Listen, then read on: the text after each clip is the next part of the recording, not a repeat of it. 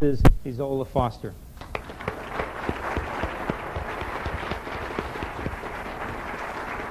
Thank you. Quite an introduction.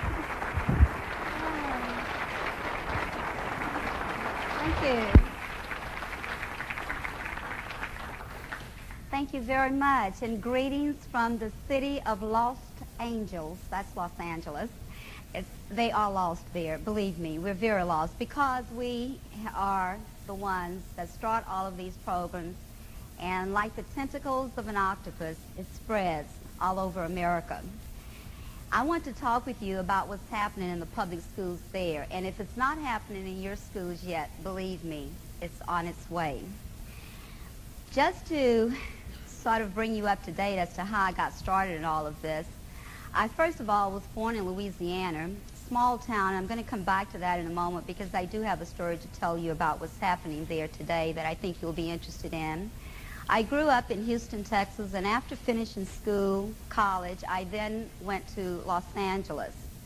After working for about a year and a half in a law office there, a law firm, I then went into teaching.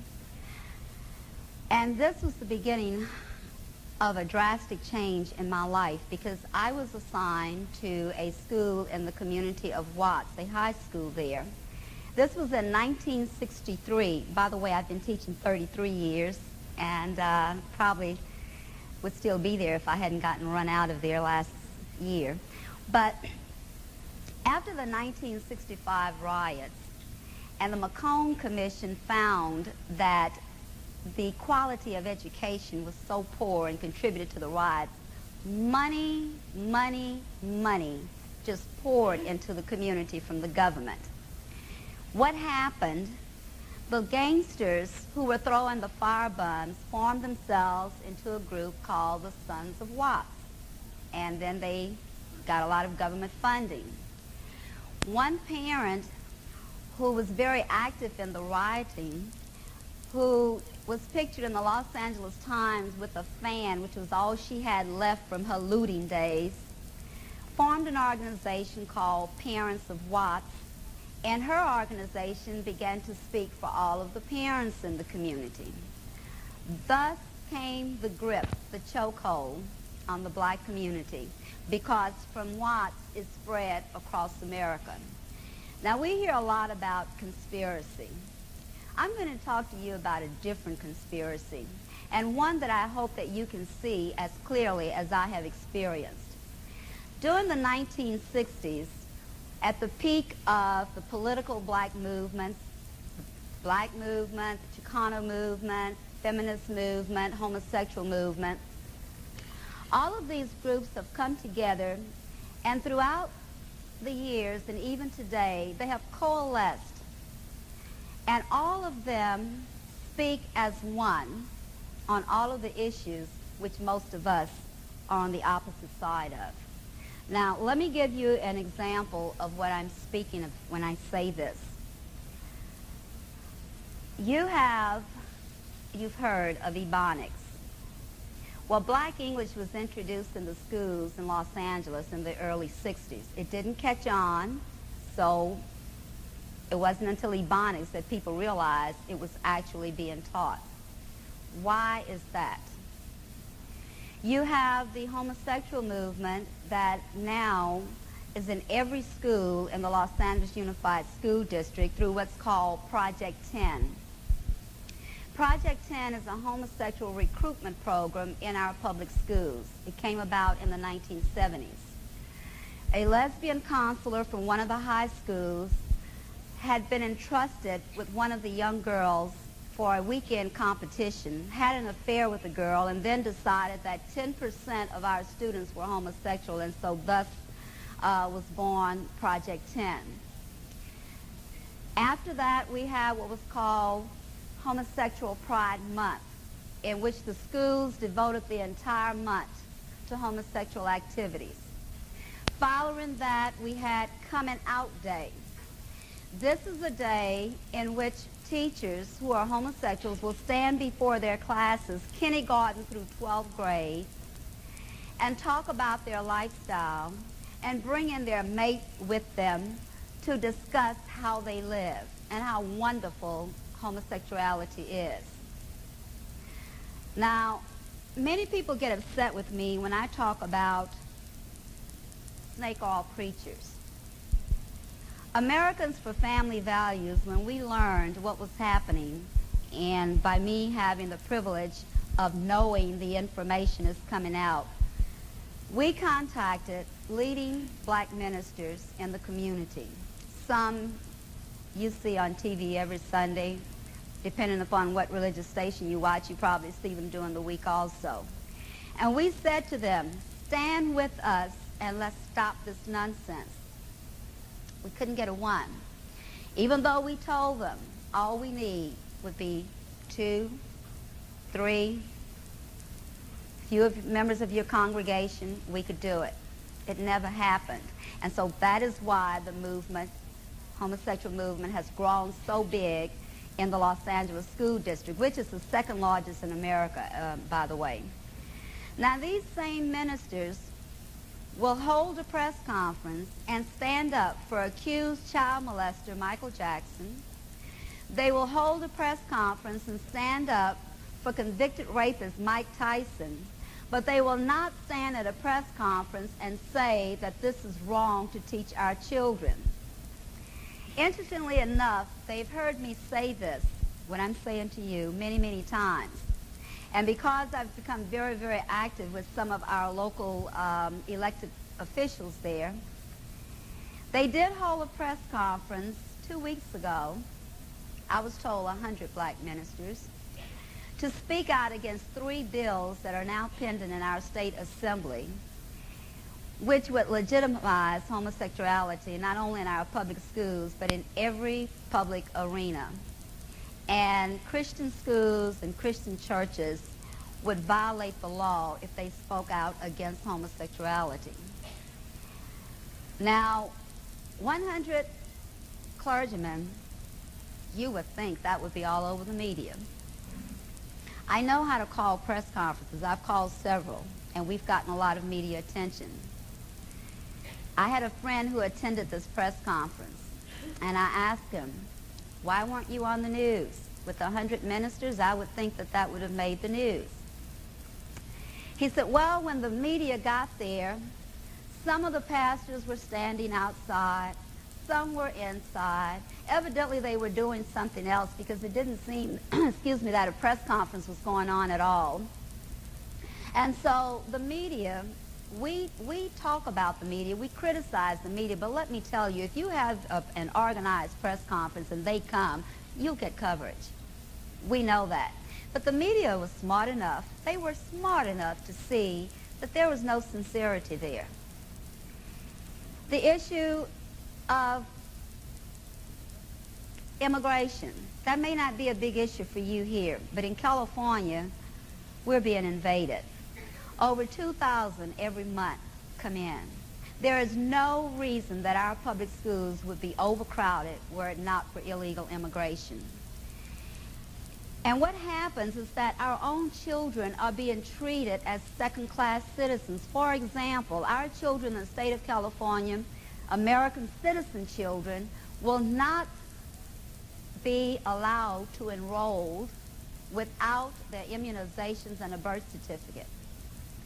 I had some parents who moved to Los Angeles from Louisiana, and when they tried to enroll their children, they didn't have the birth certificate. They were told they had to get it, and their children had to sit out of school until they were able to get it. Illegals will come in, and they don't have a birth certificate. Word of mouth is taken, and they are immediately enrolled. If they cannot afford immunization, the school will pay for it. Now, many, many parents, minorities, and in fact, a large percentage of blacks voted for Proposition 187 against the wishes of the black leadership. The reason is these parents know, they feel the hurt. They see what's happening to their children. In the projects where many of the students come from, in the schools where I have taught, they see public housing accommodations for people who have just arrived. And yet our own citizens are standing in line, senior citizens especially, waiting to get in. And that is why I was so upset when Jack Kemp had the nerve to call those of us who supported 187 bigots, when he, in fact, as the congressman over HUD, allowed illegals to move in to public housing, knowing that we had lists of all our own American citizens waiting.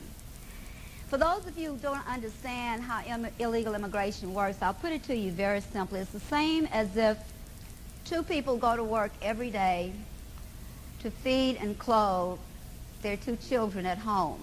But every time they return home from work, there's another mouth to feed. After a while, that's going to be an overcrowded household and not enough money, and it will collapse. That is what's happening to California. We were going to declare bankruptcy, our health department there, last year or so, until the Billary administration decided to come and give us some money. Yeah, the Billarys. So this is a problem for us. And again, you may not see it yet, but it's coming. Bilingual education.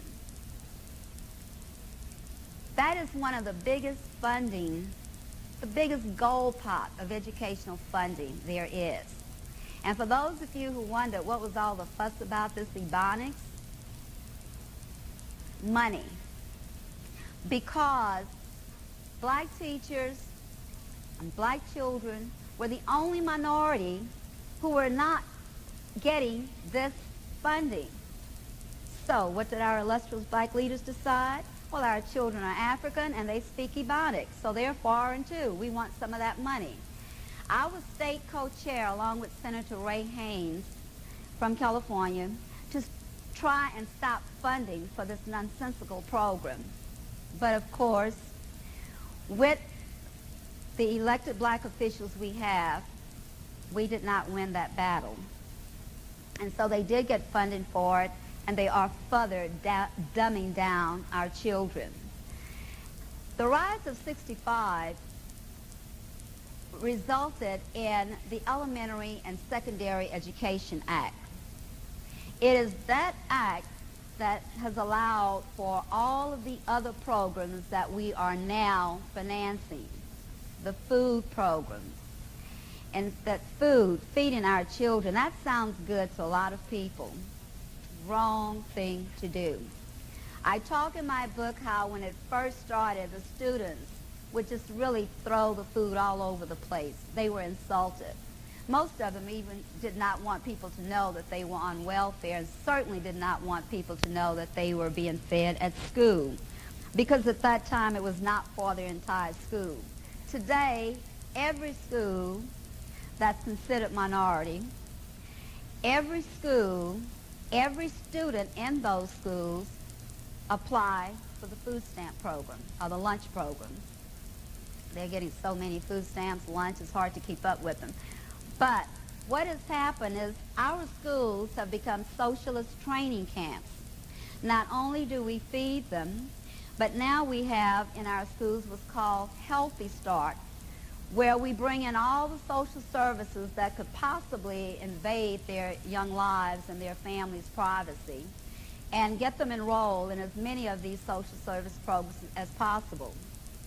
Just last week, the first high school there opened with a full-time doctor and 2 full-time nurses, so that your children don't even have to tell you they have a headache. They don't even have to tell you they have a tummy ache. They don't have to tell you they're sick at all. The school will take care of the problem. Not to mention the abortions and the abortion referrals and the condom giveaways. And by the way, one of these prominent black ministers I was talking about distributes condoms from his pulpit on Sundays. That's just how ridiculous this whole thing has come. You know, when I hear about conspiracy, the fact that a conspiracy is defined as 2 or more people working together in secret for an evil deed.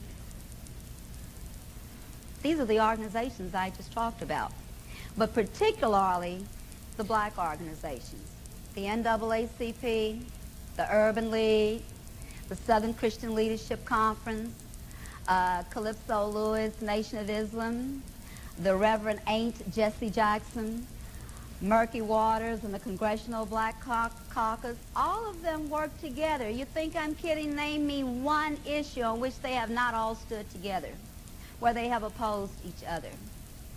A couple of years ago, if that long, on C-SPAN, I believe it was, one of the national shows, they all came in solidarity to show support for each other.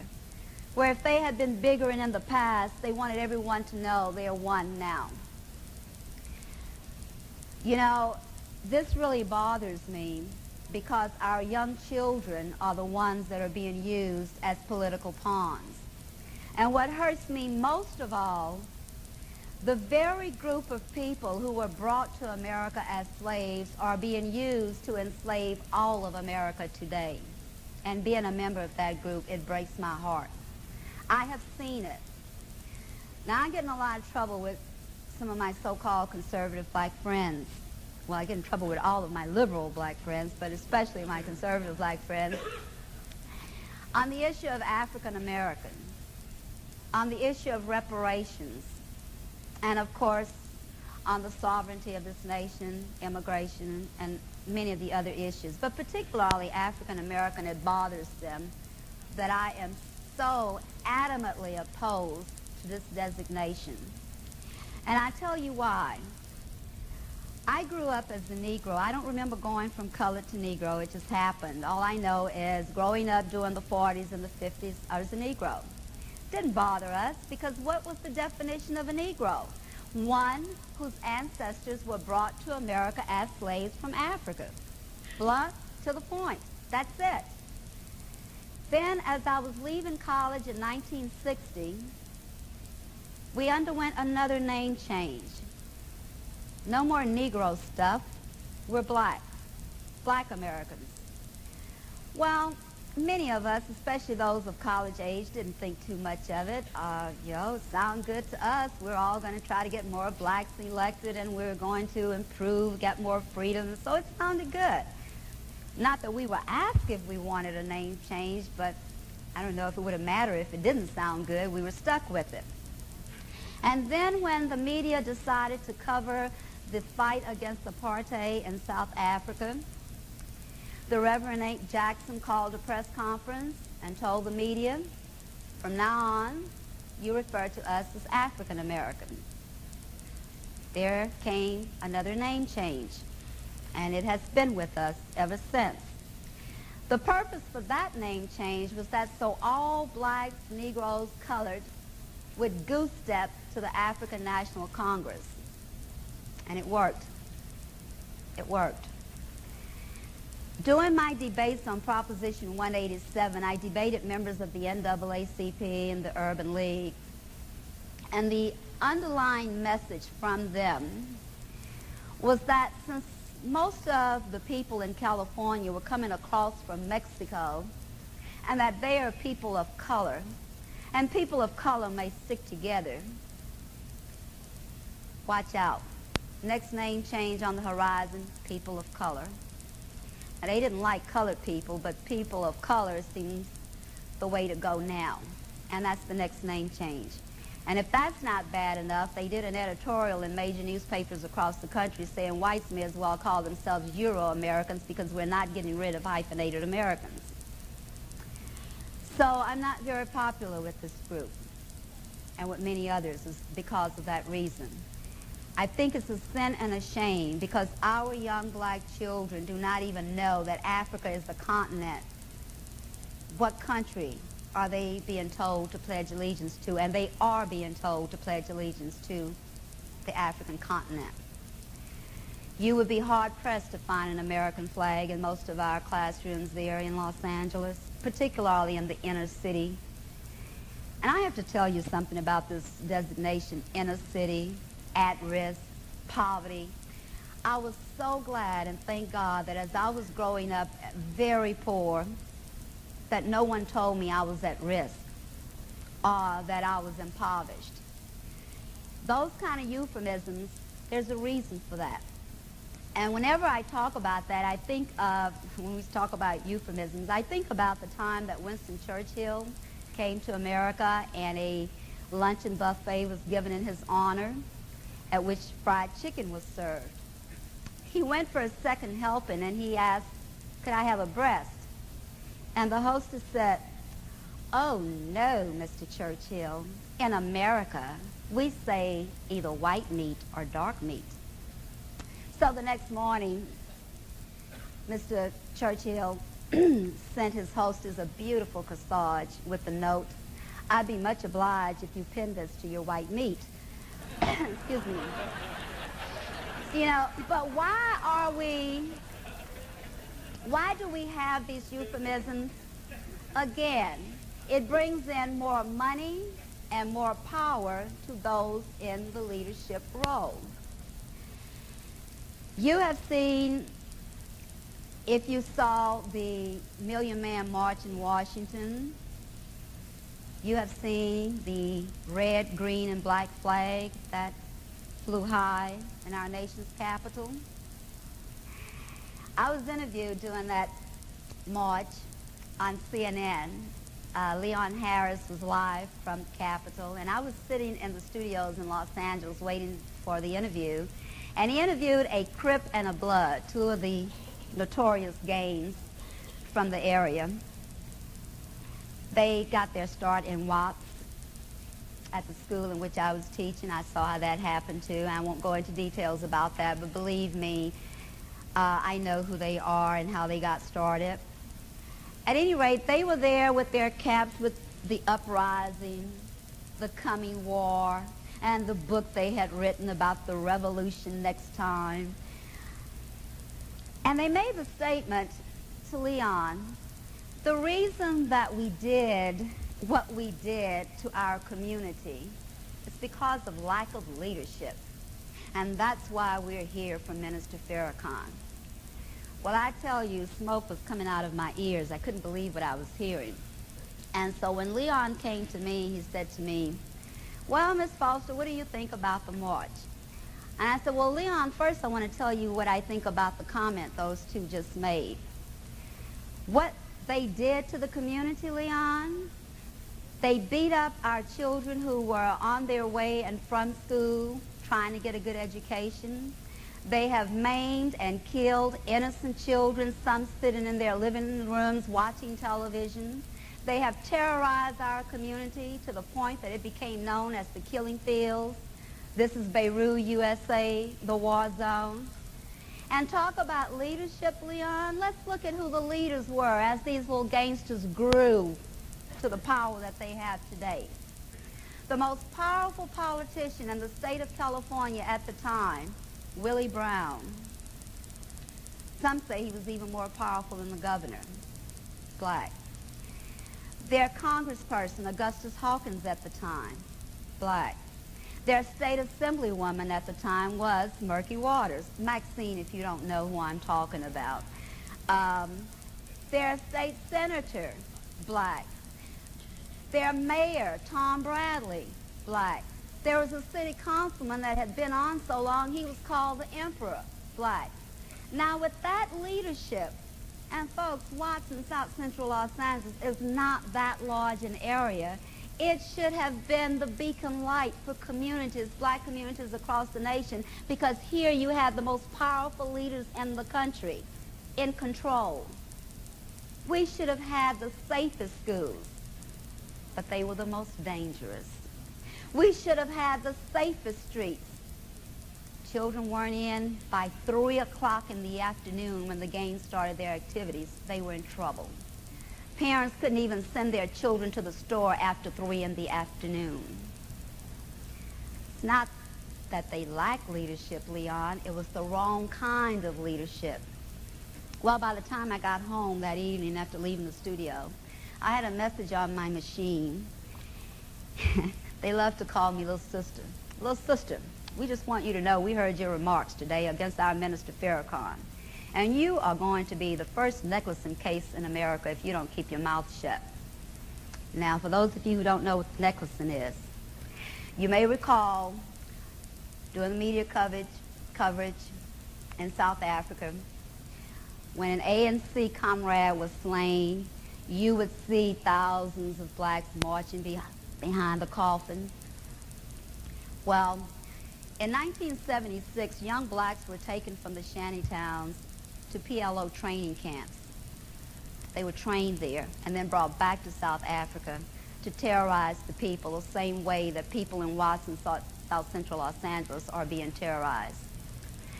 And what these gangsters would do, when it was time for the funeral, they would go in and make all of the neighbors in the community come out to go to this funeral. If a neighbor refused, they were then taken before all of their other neighbors who encircled them.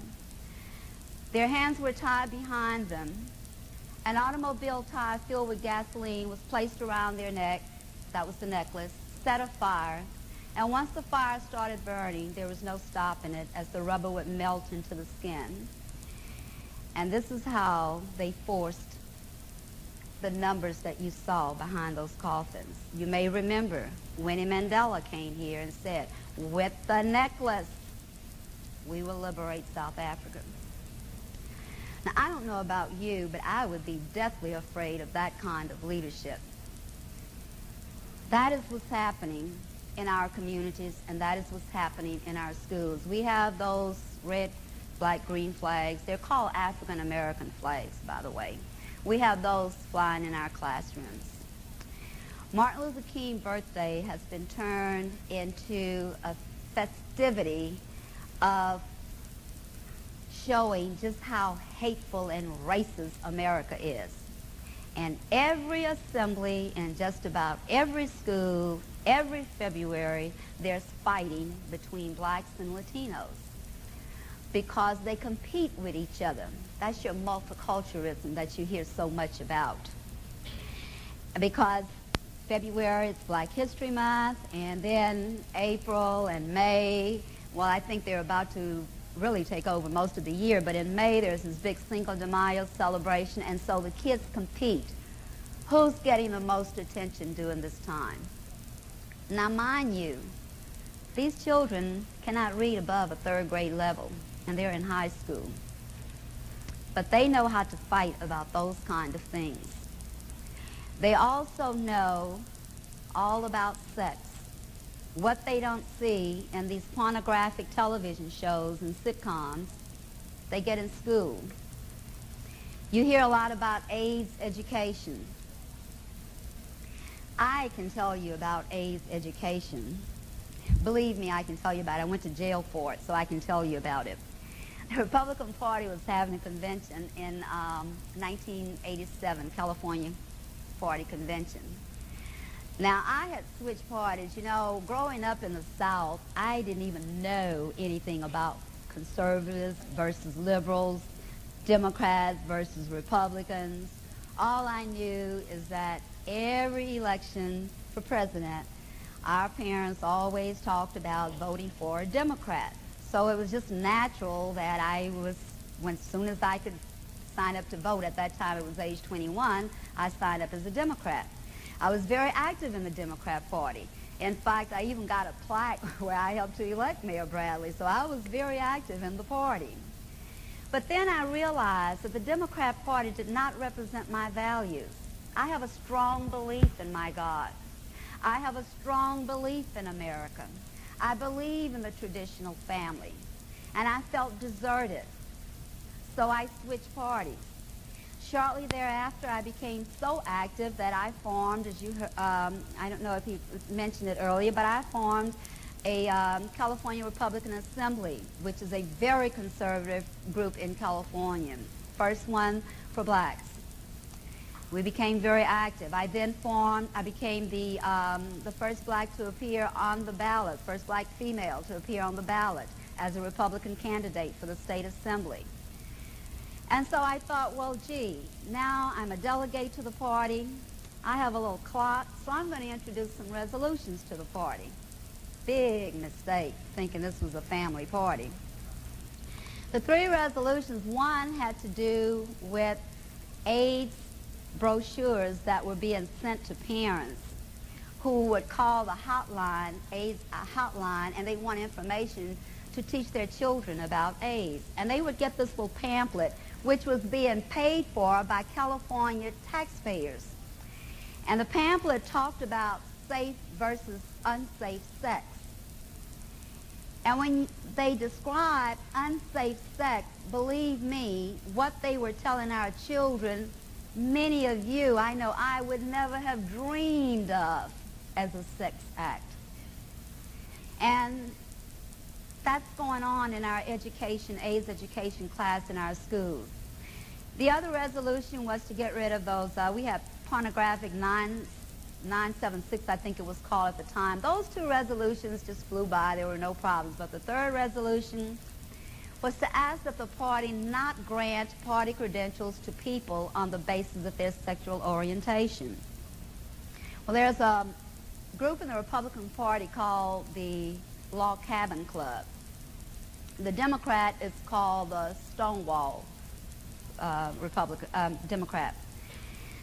So the Log Cabin Club saw to it that I was actually arrested so that I could not lobby the group, because what I had done, I organized a group of Christian ladies from South Central, and here we had a busload of them come in, and we were asking, we were in front of the hotel with our little signs, we want a party of the family, are you going to be with the family, all the perverts, and we were just walking around with our signs. And then afterwards, we put the signs down, and we were in front of the hotel. We put the signs down, and then we came together in prayer, and then we walked in, and there we were met by the hotel security, who did not want me to go up to the mezzanine where the convention was going on. But I went up anyway, and as all of them were running after me, along comes the media, and as I'm standing there, well, you can't keep me from doing this, I'm a delegate, and I'm this, and before I knew it, a policeman, a real policeman, not security, had grabbed me from behind, picked me up, and just carted me off to jail, and so they kept me there all day, and that prevented us from getting that resolution passed. The funny thing was, my little group of Christian ladies were petrified. It was the first time they had ever involved themselves in politics, and they just couldn't believe it. They got on that bus and hightailed it back to South Central, and all they could do was say, Ezola, we'll pray for you, but we're not getting back into that fight. So it was, and to show you just how deep this is, talk about a conspiracy. The state Department of Transportation that gave the license to this company, it was a black bus company, and he really did us a favor, even though we paid him, it wasn't as much. They threatened him to the point that he wouldn't even sell us the bus trip after that, because they were going to pull his license. It's not easy to speak out. Believe me, it isn't. A lot of people ask, well, you know, we know that there are a lot of decent, wonderful black people. Why aren't more of them speaking out? Well, it goes back to what I just said to you. They're terrorized in their own community. If you watch the O.J. Simpson trial, the closing argument by Johnny Cochran, you will remember what he said to those jurors. Remember, you have to go back to your community. Now, most people may not have known what that meant, but the jurors knew what it meant. And those of us who live in the community, we knew what it meant. So when I talk about this conspiracy, locally, not internationally, but locally, that is what I am talking about, and we feel it. You see the results of it, but we actually feel it in the community, and our children are suffering because of it. On top of all that, we also have the United Nations that's acting as an international school board with all of these detrimental policies, all designed to destroy family life and Christianity as we know it in America. And so I certainly was just thrilled to death when I found out about the John Birch Society. And whenever I see Get Us Out of the UN, I honk my horn, yes. We don't normally put stickers on our car, but that was the only one our husband would allow on there. And we get a lot of comments about that. But, you know, we talk about outcome-based education, and we talk about Goals 2000. Let me tell you exactly what that translates to in the classroom. If Johnny does not know that 2 plus 2 equals 4, and he tells you it's 5, as a teacher, you're not to correct him because you destroy his self-esteem. Somehow Johnny's got to figure that out before he graduates. And if he wants to graduate, they're going to do away with grading altogether. No such thing as A, B, C. We don't want any competition. We don't want just one person sitting here with a dunce cap on his head, as was illustrated in the New American. We want all the kids with it on. So they are all equal. They've made a mockery of the equality that blacks have striven for so many years. They've made a mockery of it, just as mockery is being made of our United States Constitution today by elected officials. Outcome-based education, Goals 2000, values clarification, all of these great sounding names. There's a reason our children are not being taught to read. Because those who hate America aren't interested in burning the books. They don't have to. The children won't be able to read them. Why teach them to read? We will tell them what we want them to know. We had porn on the internet. Big discussion about that when Congress entertained the bill. And I remember one of the congressmen made the statement, well, you know, we have to try to balance. We want to be concerned with the children, but pornographers have the right also. You cannot treat both of them equally. You're either with the pornographers, and you're going to destroy our young minds, or you're with the children, and you're going to tell the pornographers, stay out of our schools, stay off of our public airways. What you want to do, you can do that in privacy, because that's what America's about. You can do something, that we have our privacy, we have our freedoms. Now, my students would ask me all the time, they would say, well, Ms. Foster, you're not very tolerant. And I said, well, probably not, because when I was growing up, you know, we had the red light district. And you better not let any of your neighbors see you there and to get back to your parents that you were in the red light district. That's where the prostitutes, the whores, and everyone else that wanted to sell their wares, their wicked ways, that was their area. But now they're right next door. They're right there in our children's faces, right there on newsstands when they leave our classrooms, when they walk home from school. The newspapers, big pictures, naked men and women. It's kind of funny. My girlfriend and I were laughing. We were talking about this the other day when we were in school. One time we ditched class because one of our friends found this book in her dad's drawer of a naked man and woman, and we were going to sneak to look at this. Children today don't have to sneak to do it at all. All kind of sex is all old hat to them. Naked men and women, that's nothing to them. Those are the changes that have occurred, and I blame the 60s for a lot of that. 1962 Act that took God out of our schools, and a number of other things that happened in the 60s. Now, surely there were some good things, but I would say that most of what's happened in the 60s, and those who have gained leadership role, like the couple in the White House, are bringing America to her knees. And it's up to us to stand tall, to remember the guts and the fighting spirit of our forefathers, and to do that. Now, when I appear on predominantly black talk shows, I love it. Oh, I just love it. They don't always like it, but I love it. And I want to share some of the thoughts that come over there. These are young people, probably in their 30s.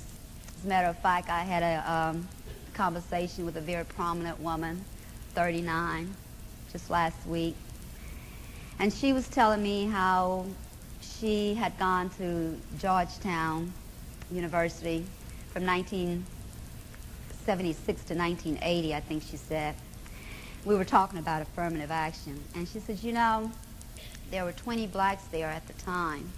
8 of us were allowed in because of our grades and because of our record. The other 12 were let in because of affirmative action, and what that means is you get certain added points because you are a minority. So they give you so many points for your grades, for your SAT tests and so forth, and then so many points because you happen to be a minority, and so that the other 12 dropped out long before that. It is very wrong what we're doing to our children with affirmative action. It is very, very wrong. Now, 40s and 50s, most of our young children think there were no blacks going to major universities. They overlook the fact that Jackie Robinson wanted UCLA. And not to mention Jackie, these are popular people, Paul Robinson and all of these people had gone to major universities. Many of our young children think prior to the 1960s blacks couldn't vote nowhere in America.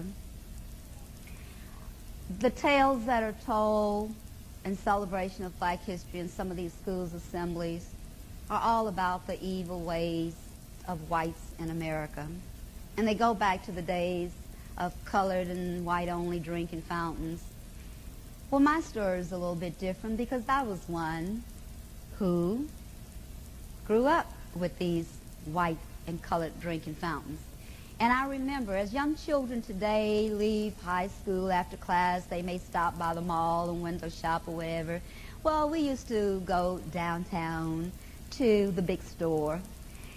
And we're high school students. We would go and drink out of the white fountain, and some of the sales clerks would say, now you know you're supposed to drink the colored water. And we'd say, well, if we wanted colored water, we'd drink Kool-Aid. And everybody would laugh. And even the sales clerks would sniggle because they knew the law was wrong. Many people knew it was wrong. But it wasn't. The kids today, our children really think that if we didn't drink from that particular fountain, we were lynched. I applaud Rosa Parks, but there were many black women who didn't get up and give their seats away. I know. I was on some of those buses. There are a number of stories that are not being told. You have groups that are calling for black reparations for slavery. We've answered the question of slavery with the Civil War and 2 amendments to our Constitution. It's time to get over it, and it's time to move forward. Why is all of this happening? Because power and money, and also to distort the history is to accumulate this power and this money. Because there's something about slavery that's not being told to our young children. That even uneducated slaves recognized the importance of capitalism. That there were some slaves who were able to work and buy themselves out of slavery. In fact, there's very good work by Juliet Butler, Walker, I believe it is, from the University of Chicago, who wrote about this, who wrote about her own grandfather, Frank McWhirter, who bought himself and 16 family members out of slavery. But what the black leaders do, they use Marcus Garvey to talk against capitalism, but Marcus Garvey himself is quoted as saying, with all the ills of capitalism, because with capitalism it allows for both slavery and freedom. But with all of the ills, it is the best system there is. Just as America is the best nation there is. And rather than telling our children they belong to Africa, we need to tell them they are Americans first and foremost. This is our land. That is what they need to know. Have you ever seen any of these gangsters?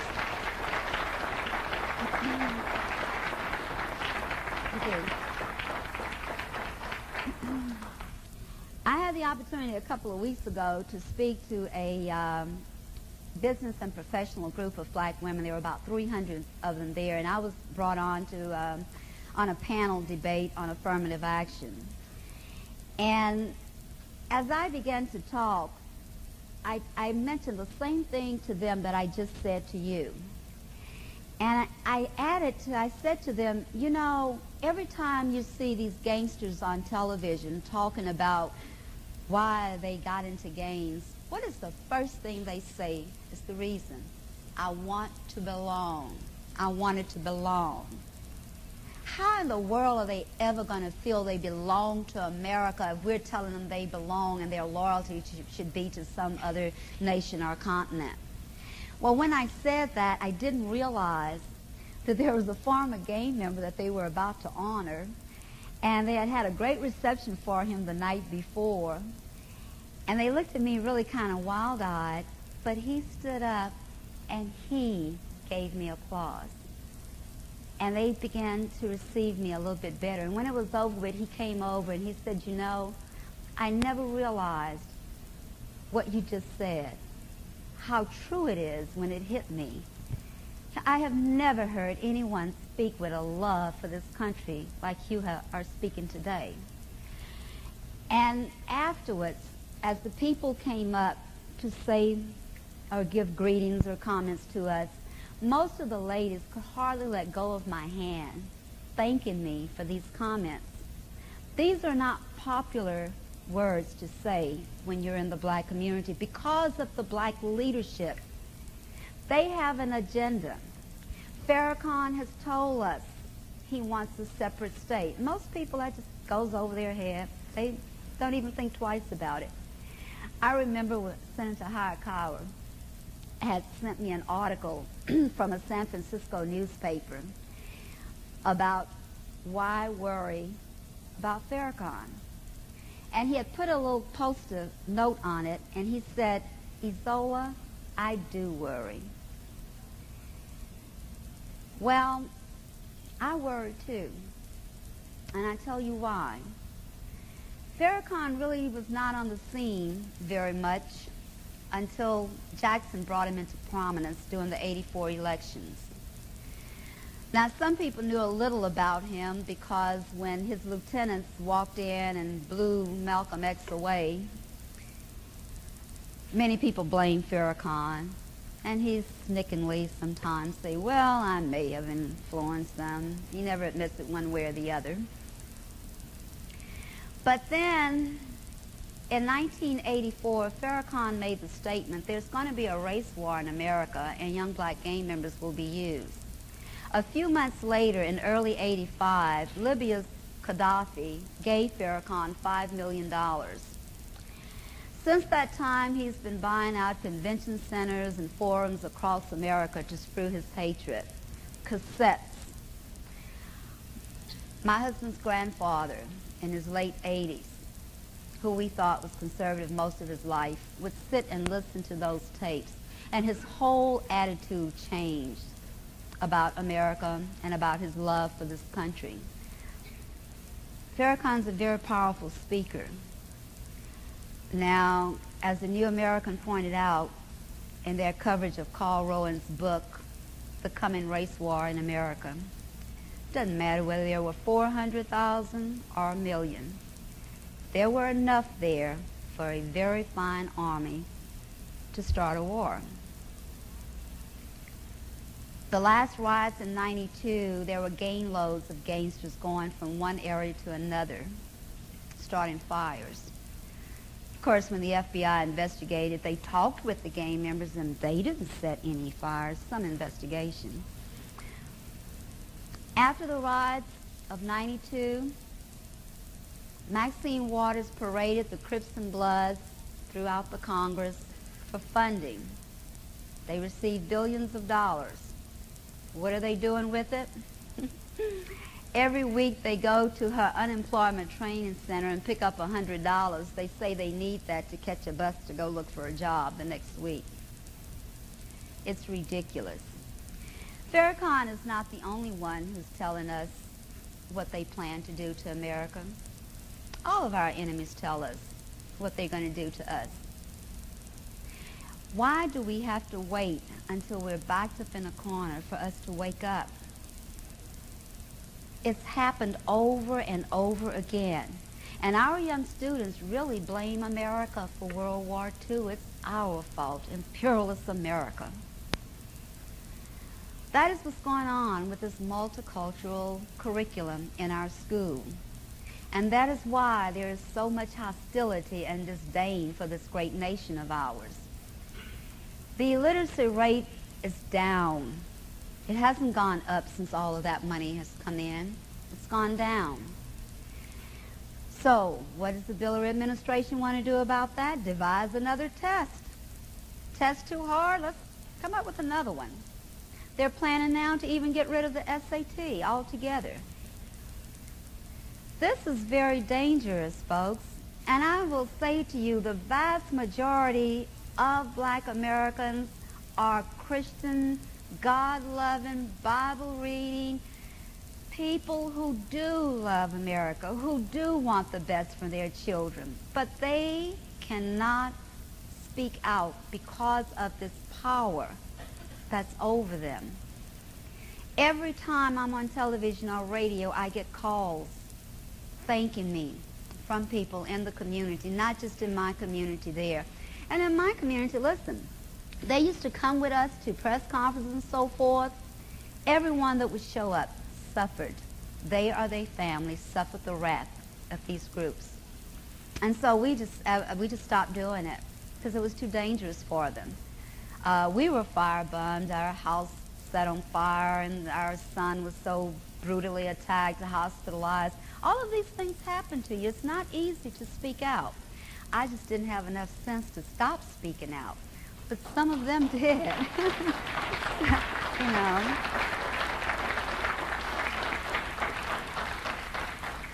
Now, when you think about all this, you have to wonder, gee, is there any hope in sight? There is. These teachers' unions are very, very devastating for public school education. And I'll give you an example of this, just how powerful they are from my own experience and what happened to me, why I am no longer in the teaching profession. Last Memorial Day, I was featured on PBS NewsHour with Jim Lair on the issue of the Gallagher Amendment. It was the Gallagher Amendment to the immigration bill that was pending at that time. I was on with Congressman Elton Gallagher from California and Javier Becerra, and also a local school board member. And I talked about illegal immigration being the reason that the schools were overcrowded, the fact that our American children were treated as second-class citizens, and I went on and on and on. Well, I work at a school that is overcrowded because of illegal immigration. And because it is overcrowded, we are on what's called a year-round schedule, which means that I work 4 months and then I'm off 2 months. My students and I take the 2-month vacation and then we go back for the 4 months. Well, we were all on vacation on Memorial Day because I'm off May and June. A teacher faxed me a copy of a piece of hate mail that was placed in every teacher's mailbox, referencing the show and calling me a liar, a racist, and a Nazi. I told you I've been called everything in the book, a Nazi of all things.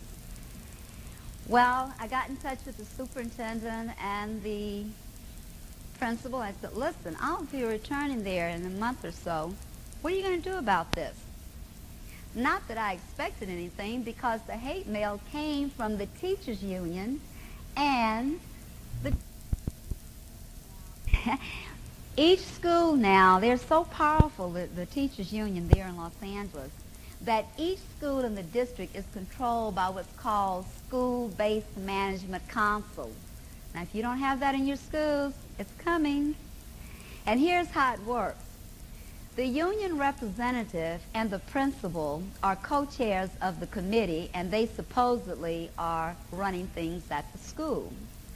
School-based management put out the hate mail on me. So naturally, I didn't expect them to do anything about it. When I returned to school on July 1st, my first day, I walked on campus, and I noticed I was treated quite coolly by many of the teachers, some of whom had sat and had coffee with me just 2 months earlier, would look the other way, wouldn't even speak. We started the school day with a faculty meeting. I walk in, everywhere I sit, they'd get up and move. Thought I had the plague or something. Well, I knew that something like this was going to happen when the superintendent and the principal ignored me. And I don't take too kindly to being ignored, so we already had called a press conference right after that faculty meeting. And sure enough, it was all over the news that night, so that really made them even angrier with me. The next morning, I walk on campus, and there's a Latino man standing there passing out flyers, and as I enter the campus with another teacher, he sneers at me and flings his arm in front of me to give the flyer to the other teacher. When I get to the mailbox, mine is in my mailbox. It was a flyer from the Progressive Labor Party of the Communist Party here in America. Communism is alive and well in Los Angeles schools, believe me. And on this flyer, they mention in bold print that teacher Ezola Foster is a racist and should not teach at this school or any other school. By the end of the day, some of my students were coming to me in tears, saying, Ms. Foster, other teachers are telling their students you're a racist, and when we try to tell them you're not, they tell us, oh, you must like a racist, you must be a racist too. And it was just terrible. They were getting in near fist fights with other students. So the next day when I came to school, no, at the end of that day, this was my second day back, at the end of that day, actually I was police escorted off campus, and that was my last day back. So you see, in our public schools, unless you're politically correct, you keep your mouth shut. One of the administrators told me, the only way you can stay in this district is to find a conservative school. Well, there is no such in that district. Or keep your mouth shut. So I know that there's no way that I will be going back. As a matter of fact, a First Amendment rights lawsuit was filed against the school district on my behalf just about a month or so ago. So we do intend to pursue it. And when you hear people talk about the teachers' unions, just like the school boards, the teachers' unions have their little special interest groups. They have their gay and lesbian commission who push all of these programs. And, of course, I knew it was a matter of time before they got rid of me, because I was always fighting with them. A year or so earlier, the teachers' union representative was teaching government and social studies, and she showed her students a film called The Wrath of Grapes. This was a film put out by Cesar Chavez to encourage people to boycott grapes there. And the teacher told the students that if they joined a boycott and protest in front of the local market that Saturday, that she would give them credit, class credit. Well, the students always come to me. I have a rapport with the students. That's another thing that bothered them, because the students and I got along just great. Never had any problems with the students until, of course, this happened. So I stopped it. Once the students told me, I said, this is illegal. You cannot do this. Well, you know now how they've gotten around that? Demanding community service from the students. And again, if it's not a mandate in your schools that before your child can graduate from that public school, they will have to perform a community service, it's coming too. So once they find out that you block them, they then find a way to go around it. I blocked them on that, and then another time, I had appeared on a show. It was one of these crazy shows about should homosexuals have the right to marry and raise children. And they had a lesbian couple on, and then they had a homosexual couple on, and they had me and a member of Campus Crusade on. We, of course, were the opposing voices. And the students saw me on the show. And so the next day, Early morning, before class started, the first thing they said, Foster, is that really the way you feel about homosexuality? And I said, of course. They said, well, what about Project 10, which is what I just explained to you? Because Project 10 is active on our campus. And I explained to them how I felt about Project 10. A couple of days later, the director of Project 10 came into my classroom, said he wanted to talk with me. I said, fine. I was headed out the door thinking we were going to have a little private conversation outside the door, but he stopped me in the middle of my class, and he began, well, I understand you said this and thus and so about Project 10. I said, yes, that's correct. I said that, and I'll tell you what else I said. And I went on to give him my full opinion. And when he hightailed it out of there, the students applauded. And I said, what is all this about? And they said, Miss Foster, in his classroom, where we have to go for our math class, he has these pictures and posters of half-naked men in sexually alluring positions. And the girls would complain how they were so embarrassed, and the boys would giggle, but they said they were embarrassed too. And I said, well, have you told your parents? Oh, our parents don't really believe it. Well, actually, a lot of them, their parents, because they're illegal, they really don't want to make any waves and want to speak out. I said, have you gone to the principal or other teachers? Yes. They just said nothing, wouldn't do anything. So I went to the principal, and sure enough, he said, it's not your business. You stick to your subject. And I said, oh, okay. And I had the media come out. The posters came down in a hurry. It came down. And the funny thing was, on the media was a Spanish-speaking lady, and I couldn't understand what she was saying, but I could hear Miss Foster, Miss Foster, Miss Foster. And her daughter came over, and she said, Miss Foster, she said, if it weren't for you, we'd have to look at all that filth and smut in our classrooms. And I said, oh, great, that's what she's saying, huh? Normally they're saying other things about me, I don't know. But it was great. But this is what's happening now. The Gay and Lesbian Commission is very powerful on our schools, campuses, through the teachers' union and the school boards. And so that is why the teaching of homosexuality is so widespread in our public schools. That's why you're having all of these programs. And it's not just each group has its own agenda that they are promoting through our schools.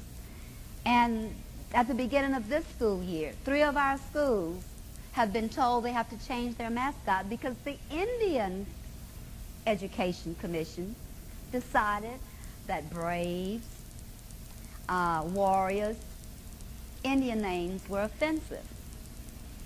And so the schools have to now change their mascot. I think some of these people they're such busybodies, they really don't know what to ask for, but they have all of this power and they have all of this money. They're well organized. And they're the enemies of our children. And yet, they want more time with our children. We have now what's called Healthy Start in our schools. And if it's not here, again, it's coming. You're told because of crime, we need to open up the schools so that the children can be there longer. I tell you, the children are not that well supervised during the school day. Can you imagine in the afternoons and evenings? There are many, many problems that's going on in our schools. We are the answer. You must realize what's happening. And when you read about a teacher who has taken a stand, support that teacher. If you read of a policeman, just like Michael knew, the military man, when you find one that's strong enough to stand up, they need your support. Very, very much so. Many of the parents there are just overwhelmed because your PTA and your advisory councils, they are what I call professional parents. Some of them have been in the position 20 years, 25 years, knowing they don't have any children in school, and they're getting paid. They're like lobbyists. The Parent Advisory Council came about again after the riots of '65. The McCone Commission again said, well, parents need to be more involved in the school. You know, that really sounds good, but you better be very, very careful about what that means. My mom, I don't think she came to school except when I was in a performance or maybe parent conference night or something, but that was it.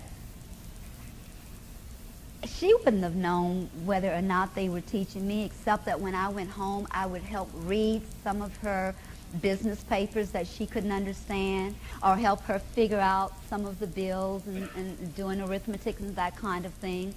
Otherwise, she really didn't know. And many of these parents are trusting in the school to do the job that the parents think that they are doing. But with the Parent Advisory Council, what happened was parents were paid $25 every time they came to the school for a meeting. Now, most of the parents didn't know about this, and the looter I told you about that's running the parents of Watts, she knew about it because she was working along with Maxine, and she knew that she could get this money, and so people of her ilk were paid to come in. You know, I've been away from that school for almost 30 years. She's still active there. I think she owns 5 homes now in the community.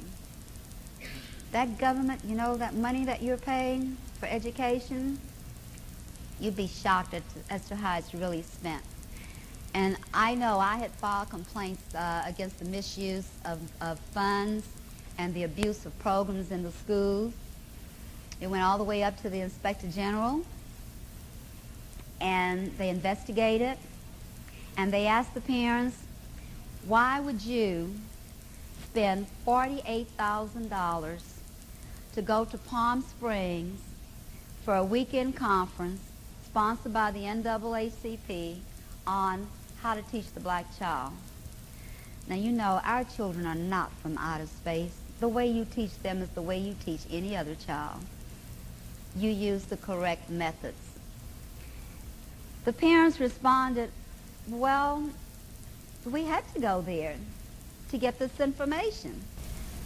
And the investigator says, well, why couldn't you come to the school for this meeting? And that $48,000 could go to supplies for our children. School, they replied. School is too dangerous. But their children attend there. In my book, I talk about being dangerous to the cause. It is because I know the cause of these groups. I marched with them. I've rubbed elbows with them. They know me and I know them. And their cause is not our cause. And that is what we should be cognizant of. We must recognize who are our friends and who are our enemies, and then proceed from there. And I am really sorry there's not enough time for me to answer questions, because I know that I leave a lot of questions on your mind. That means you'll have to have me come back. But I do want you to know that if you need a question answered, and if I don't have time to do it tonight, please contact me. I'd love to answer your questions. And I just want to say this in closing. All of us must come together to fight this battle, because we are fighting for the hearts and minds of our children. We're fighting for the soul of America. We're fighting some people who are well-financed, not just with our tax dollars, but by our own enemies. Cuba, Libya, Syria, all of these, Iran, support these organizations. If not just through Jackson and Farrakhan, they do give them enough money so that it filters out to all the groups. And unfortunately, that's what it's all about. And I just want you to be alert as to what's in the future in terms of my next battle. In my book, you're going to see a picture of a Catholic church in Maurice, Louisiana. That is where I was born. My grandfather I say all the time that he must have gotten his 40 acres and a mule, because I think my family owned about all of the Negro section of the town. And as we were growing up there was only one church there. It was a big Catholic church.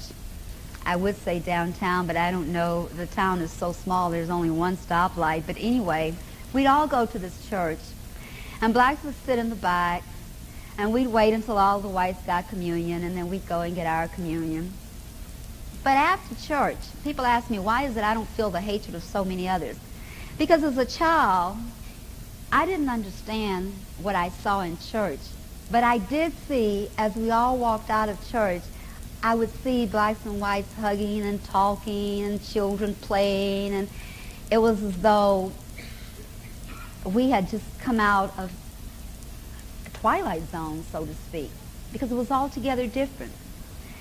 But the strength of Negro men was such that my grandfather brought the men together, and he says, I'll donate the land. We'll build our own church.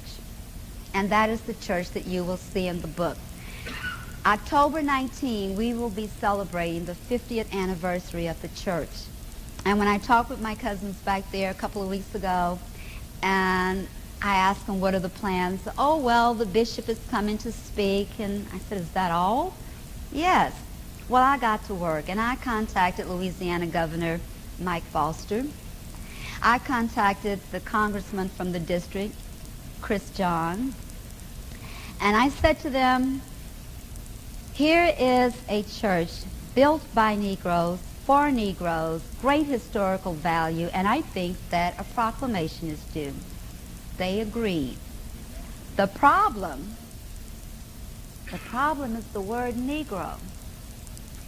They said, well, you know, we have to put African American. I said, no, you don't. My grandfather was not an African American, and the men who built that church in that town were not African Americans. And if they were living today, they would not want to be called that. We want true history, not made-up history. So we want it true.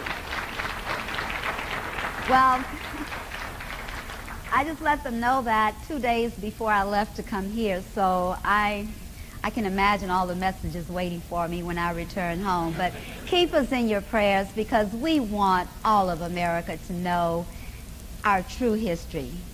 When we celebrate black history, we're celebrating the time when we had soul music and soul food.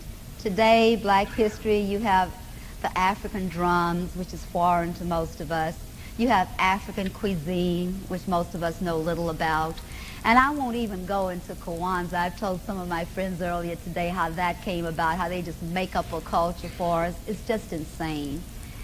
There is only one culture that should be taught in our American public schools, and that's American culture. And it's for all of our children. Now, I really am going to close. In closing, I want to say this. My husband and I have come in contact with many organizations over the 10-plus years that we have been out here fighting this battle. We've been asked to join a number of them. And then we were invited to Utah to speak to a group there. It happened to be a bircher who put the presentation together. And as most of you birchers do, he started giving us literature, all these nice books to read, the law and so forth. And then I spoke to the groups in Northern California, and I met so many wonderful, knowledgeable people, and I read the books, and we were sold. And I will say this to you. We joined the Birch Society because it is the most informed group of people and the most active group of people, the most patriotic group of people, and the finest group of people we've ever met. We are so happy to be proud members of the John Birch Society, and we intend to promote it all over. Thank you very much. Love you a lot. Thank you. Thank you. Thank you. Thank you. Thank you very much.